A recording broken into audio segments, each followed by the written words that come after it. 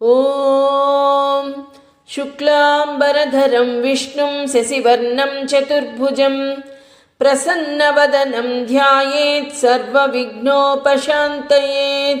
అగజానన పద్మార్కం గజాననమహర్నిశం అనేకదంతం భక్తానాం ఏకదంతముపాస్మహే. శ్రీమచ్చంకరదేశికేంద్రరచితే తుంగాపగాతీరగే శృంగేర్యాఖ్యపురస్థితే సువిమలే సన్మౌని సంసేవితే పీఠే తాం రవికోటిదీప్తసహితాం రారాజమానాం శివాం రాజీవాక్షముఖామరార్చితపదాం వందే సదా శారదాం. సర్వమంగళమాంగళ్యే శివే సర్వార్థసాధకే శరణ్యే త్ర్యంబకే దేవి నారాయణి నమోస్తుతే. ఓం శ్రీమాత్రే నమః. మూక పంచశతి ఆర్యాశతకాన్ని మనం చెప్పుకుంటూ ఉన్నాం. ఆ మూక శంకరులు ధ్యానంలో ఆ కామాక్షి పరదేవతను అణువణువున కూడా దర్శిస్తూ ఉన్నారు. ఒక్కటి మనము తెలుసుకోవాలి, ఏ రూపమైనా, ఏ దృశ్యమైనా, ఏ ఆనందమైనా ఒక ధ్యానంలో మాత్రమే అది సాధ్యమవుతుంది ఎవరికైనా. మనము దృశ్యమానంగా చూసేటువంటి రూపం ఒకటే అయితే ధ్యానంలో అనేక రకాలైనటువంటి ఆ తల్లి రూపాలను దర్శించుకోవడానికి అవకాశం ఉంటుంది.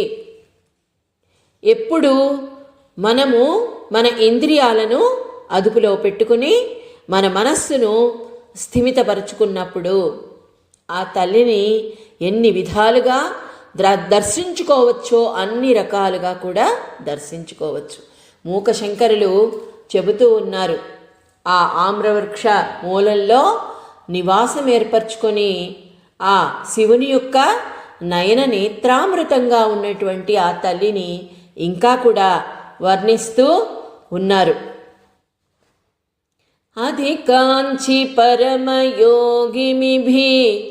ఆదిమ పరపీఠసీమ్ని దృశ్యేన అనుబద్ధం మమ మానసం అరుణిమ సర్వస్వ సంప్రదాయేన. అధికాంచి పరమయోగిభిః. అధికాంచి ఆ కాంచీపురాన్ని అధిష్ఠించి ఉన్నటువంటి అధిష్టాన దేవత కామాక్షి పరదేవత. అంతేకాదు, పరమయోగిభిః ఆదిమ పరపీఠసీమ్ని దృశ్యేన. పరమయోగులందరికీ ధ్యానంలో ఏ విధంగా దర్శనమిస్తుంది ఆ తల్లి అంటే, ఆ శంకరుని యొక్క వామాంక మీద అధిష్టాన దేవతగా కూర్చొని, ఆ పరమశివుని పీఠ భాగాన కూర్చొని ఆ యోగుల చేత దర్శించబడుతూ ఉంటుందట ఆ తల్లి. అంటే ధ్యానంలో కళ్ళు మూసుకుంటే చాలు ఆ తల్లి పరమశివునితో పాటి కనబడుతుంది. ఎందుకంటే ఆ శివుడు అన్నవారు వేరేగా లేరు ఇక్కడ. ప్రకృతి పురుషుడు, శివుడు శివమయి. ఆ విధంగా ఆ తల్లి ఆ స్వామితో కనబడుతూ ఉంటుంది. అంతేకాదు, అనుబద్ధం మమ మానసం అరుణిమ సర్వస్వం. మమ మానసం అరుణిమ సర్వస్వ అంటే ఎప్పుడైతే జ్ఞానం అలవడుతుందో, ఎప్పుడైతే కుండలిని నిద్రలేస్తుందో ఆ జ్ఞానము అరుణ రాగాన్ని అలుముకుంటుందట. అంటే ఎర్రటి రంగులో, అంటే మనలో ఉన్నటువంటి దోషాలన్నీ తొలగిపోయి నిజమైనటువంటి జ్ఞానం మనకెప్పుడు కలుగుతుందో అప్పుడు ఎర్రటి రంగులో ఆ తల్లి మనకి ధ్యానంలో దర్శనమిస్తుంది. అందుకనే ఇక్కడ అరుణిమ సర్వస్వ సంప్రదాయేన పరమయోగులకు అంటూ ఉన్నాడు. అంటే అన్నిటినీ వదిలిపెట్టి దూరంగా, అంటే ఈ భూప్రపంచంలో ఉన్నటువంటి ఆకర్షణలన్నిటికీ దూరంగా ఉండి మనస్సును ఆ తల్లి మీదకి మరలించినట్లయితే ఆ తల్లి స్పష్టంగా అరుణిమ రాగంలో మనకి దర్శనమిస్తుంది అని చెప్తున్నాడు.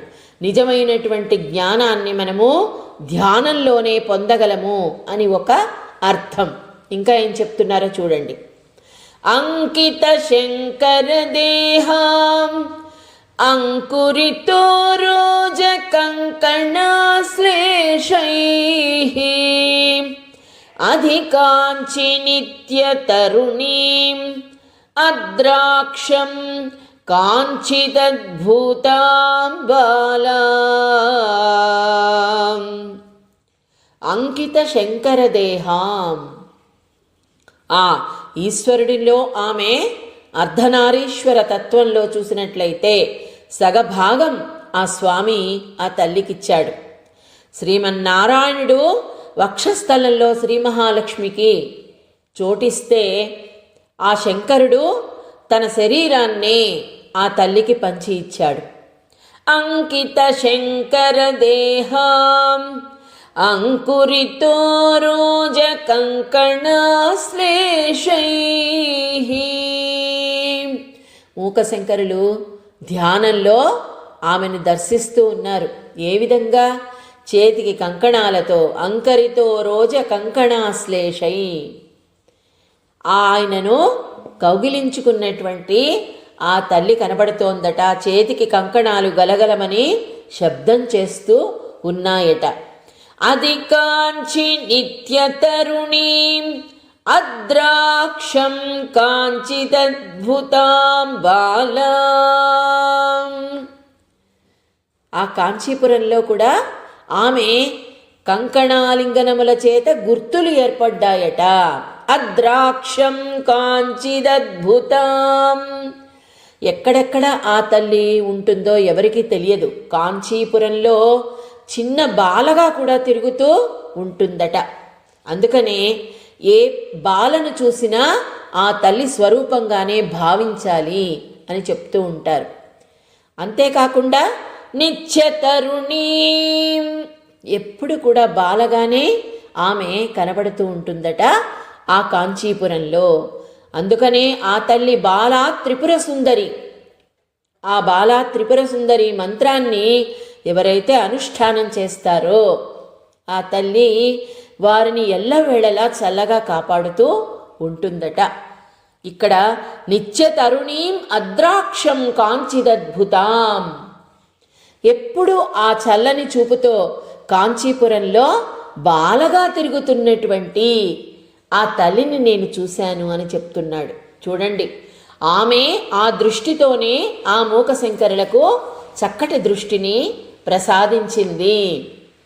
మధుర ధనుషా మహీధర జనుషా నందామి సురభిబాణజుషా చిద్వపుషా కాంచీపురే కేళిజుషా బంధుజీవకాంతిముషా. ఎంత చక్కటి భావమో చూడండి.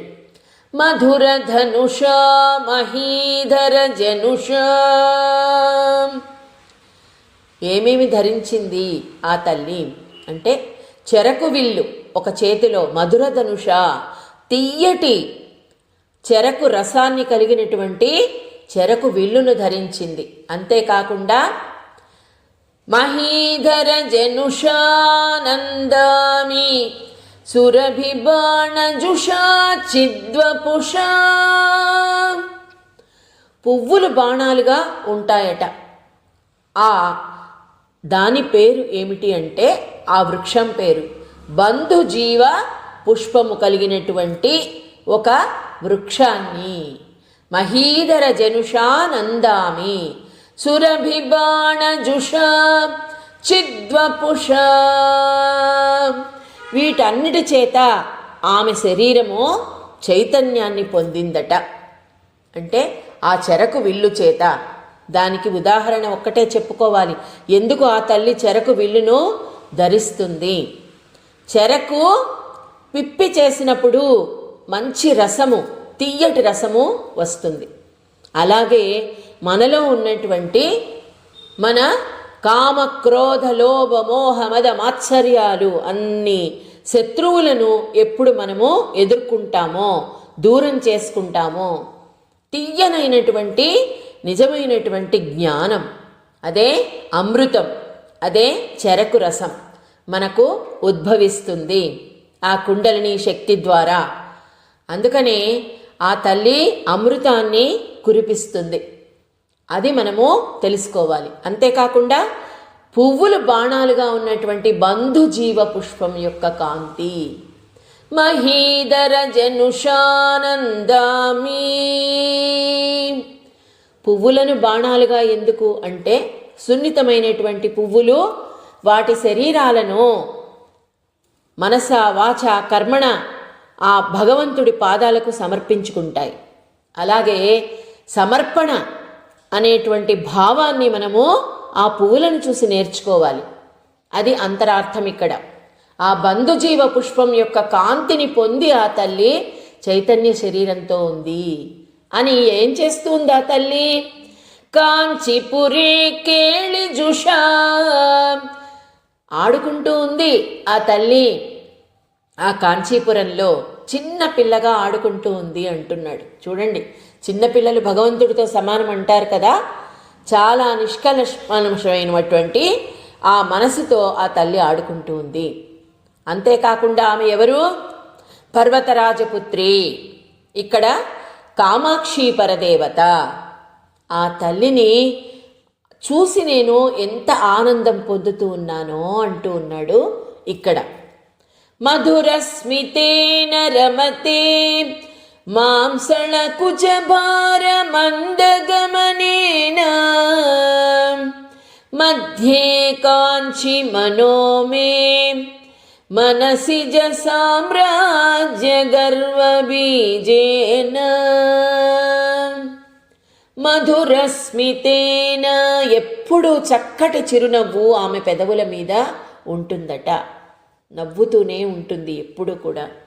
ఆమె తల్లి కదా, ముగురమ్మలకు మూలపుటమ్మ, చాలా పెద్దమ్మ, దయామృత రాసి ఆ తల్లి. అందుకని ఎప్పుడు నవ్వే ఉంటుంది ఆమె పెదవుల మీద. మాంసళ కుచభార మందగమనేన. ఇక్కడ ప్రతిసారి కుచముల బరువును మనకు వర్ణిస్తూ ఉన్నారు అంటే ఆ తల్లి కుచములలో నుండి స్రవించేటువంటి పాలతో మన అందరినీ కూడా పాలిస్తూ ఉంది. ఎందుకంటే ఆ తల్లి అందరికీ కూడా తల్లి కాబట్టి. అంటే ఎంత బరువుగా ఉన్నాయి అంటే మరి ఇంతమందికి ఆ తల్లి తన చల్లని చూపులను ప్రసరించాలి, అలాగే చక్కటి అమృత ధారను మనకు అందించాలి. కాబట్టి ఆ కుచముల బరువుతో మందగమనముతో నిదానంగా చక్కగా నడుచుకుంటూ వస్తూ ఉందా తల్లి. ఎలా ఉంది? మధ్యే కాంచి మనోమే మనసిజ సామ్రాజ్య గర్వబీజేన. మధ్యే కాంచి మనోమే. ఇక్కడ మన మనస్సు అనేటువంటి మధ్య భాగములో కాంచీ నగరములో మనసిజ సామ్రాజ్య గర్వబీజేన. మనసిజుడు అంటే మన్మధుడు. ఇక్కడ మన్మధుడి యొక్క గర్వము అణచి ఆ తల్లి మళ్ళీ కూడా అతనికి ప్రాణాన్ని ప్రసాదించింది. అంత గొప్ప దయగల తల్లి. మనసిజ సామ్రాజ్య గర్వబీజేన. ఆ గర్వాన్ని అణచినటువంటి ఆ కామాక్షీదేవితో నేను ఆడుకుంటూ ఉన్నాను, ప్రతిసారి ఆడుకుంటూ ఉన్నానని చెప్తున్నాడు. అంటే ఏమిటి? ఆత్మ పరమాత్మతో లీనమైపోయి ఆనందంలో ఓలలాడుతూ ఉంది. ఆ తల్లితో మాట్లాడుకుంటూ ఉన్నాడు, ఆ తల్లినే మనసులో దర్శిస్తూ ఉన్నాడు. అనుక్షణం ఆ తల్లి యొక్క దర్శనాన్ని చేసుకుంటూ ఉన్నాడు. అంతకంటే ఏం కావాలి? నిజమైనటువంటి దృష్టి ఆ మూకశంకరులకు అందించింది ఆ తల్లి. ధరణిమయీం తరణిమయీం పవనమయీం గగనదహనహోత్రమయీం అంబుమయీం ఇందుమయీం అంబాం అనుకంపమాదిమామీక్షే.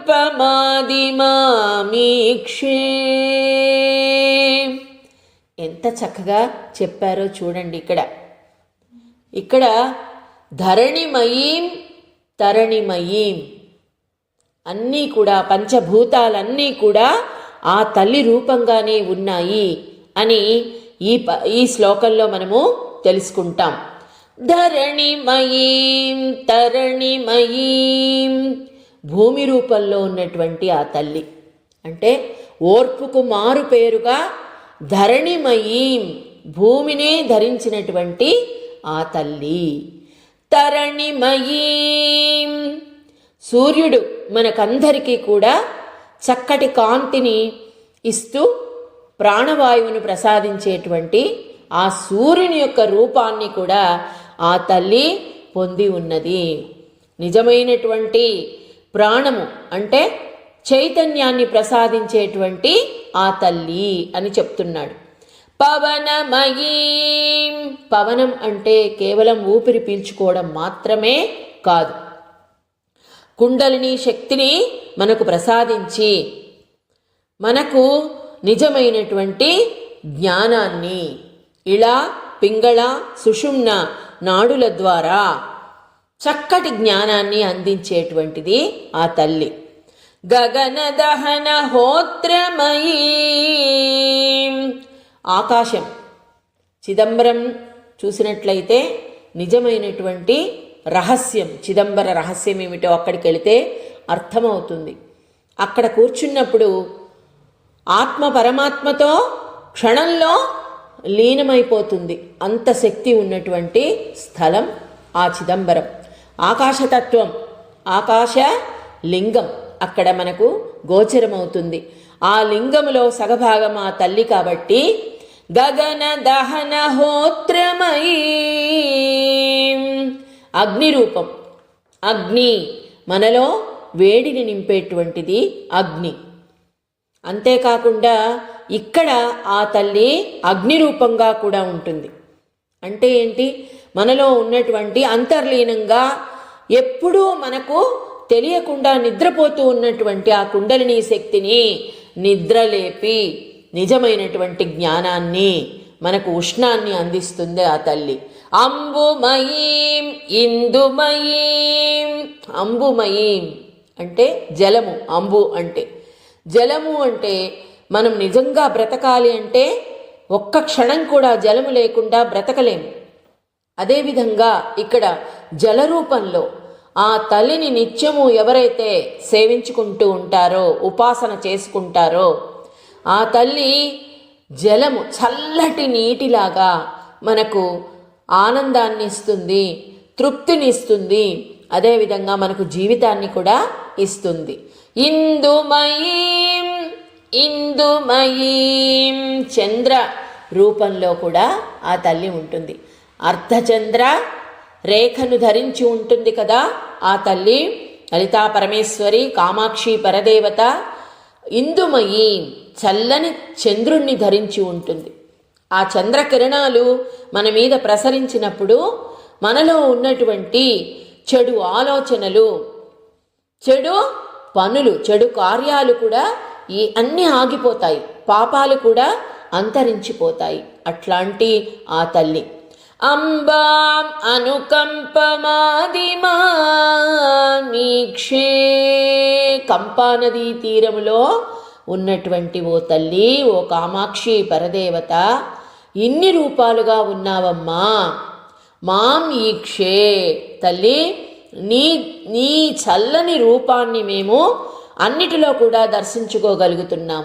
భూమి రూపంలో, సూర్య రూపంలో, వాయు రూపంలో, ఆకాశ రూపంలో, అగ్ని రూపంలో, జలచంద్ర ఇన్ని విధాలుగా తల్లి నిన్ను దర్శించుకోగలుగుతున్నాము, వీక్షిస్తున్నాము.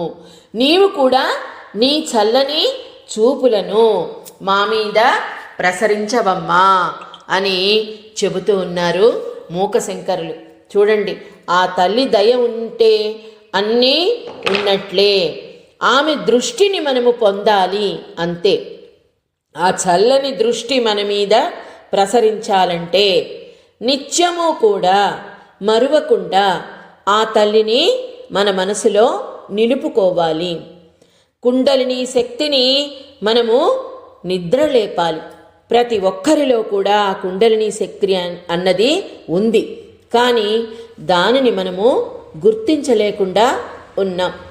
దానిని ఎప్పుడైతే నిద్రలేపుతామో అణువణువులో ఆ తల్లి మన అవయవాలలోనే కాదు, మన హృదయంలోనే కాదు, మన చక్రాలలోనే కాదు, అన్నిటిలో కూడా ఆమె తిరుగాడుతూ మనకు అవసరమైనటువంటి శక్తిని ప్రసాదించి మనల్ని నిత్య యవ్వనులుగా, ఇక ఐశ్వర్యమే కాదు, ఆరోగ్యమే కాదు, నిత్యము నిలిచిపోయేటువంటి జ్ఞానాన్ని మనకు ప్రసాదిస్తుంది, ఆనందాన్ని ప్రసాదిస్తుంది. అదేవిధంగా ఎప్పుడూ సంతోషంగా ఉండే విధంగా మనల్ని ఆదరిస్తుంది ఆ తల్లి. కాబట్టి తల్లి, మాకు కూడా మూకశంకరుల యొక్క జ్ఞానాన్ని ప్రసాదించవమ్మా అని ప్రార్థిద్దాం. ఓం సహనా భవతు సహనౌ గునత్తు సహ వీర్యం కరవావహై తేజస్వినావతీతమస్తు మా విద్విషావహై. ఓం శాంతి శాంతి శాంతి. లోకా సమస్తా సుఖినో భవంతు, సమస్త సన్మంగళాని భవంతు. స్వస్తి.